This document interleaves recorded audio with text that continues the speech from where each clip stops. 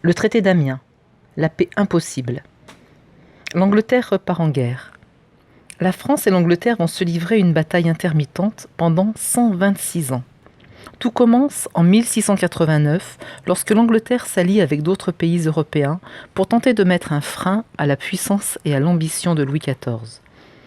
La possession et l'exploitation des richesses aux colonies d'Afrique, d'Inde, des Antilles et de l'Amérique du Nord engendrent une guerre sans merci entre les deux principales puissances européennes pour la domination et la souveraineté absolue de ces territoires. Avec le traité d'Amiens, signé en 1802, Napoléon entend clore cette guerre qui n'a que trop duré et a épuisé les ressources militaires françaises. La marine notamment est dans un état accablant. Cependant, l'accroissement de la puissance française en Europe, puis aux colonies en Louisiane, inquiète l'Angleterre qui refuse unilatéralement de se conformer au traité de paix.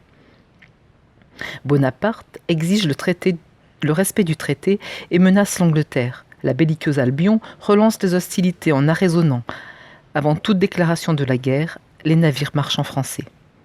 Napoléon riposte et prescrit l'arrestation de tous les résidents anglais en France. Les Britanniques se préparent alors à lutter contre l'invasion prévue par Bonaparte. La Royal Navy, dirigée par des officiers exaltés, aligne 120 vaisseaux, prêts à en découdre alors que la marine française aborde ce nouveau conflit dans les pires conditions. Événement marquant, le sacre de Napoléon. En août 1802, un plébiscite avait établi le consulat à vie, étape importante vers l'identification de la République à Bonaparte.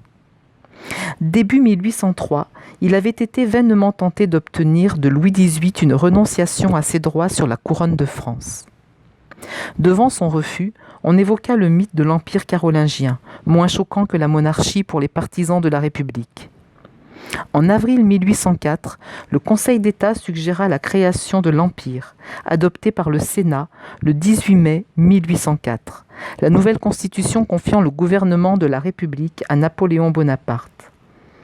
Il convenait alors de donner à la nouvelle dynastie la protection divine du sacre et du couronnement. Cet événement consacra Napoléon Ier comme empereur des Français. La cérémonie se déroula à la cathédrale Notre-Dame de Paris, le 2 décembre 1804, en présence du pape Pie VII. Cette intronisation donne naissance à une œuvre picturale remarquable, le sacre de l'empereur Napoléon Ier, peinte par Jacques-Louis David entre 1805 et 1807. Le peintre officiel de Napoléon mit tout son art dans ce tableau monumental, visible au musée du Louvre.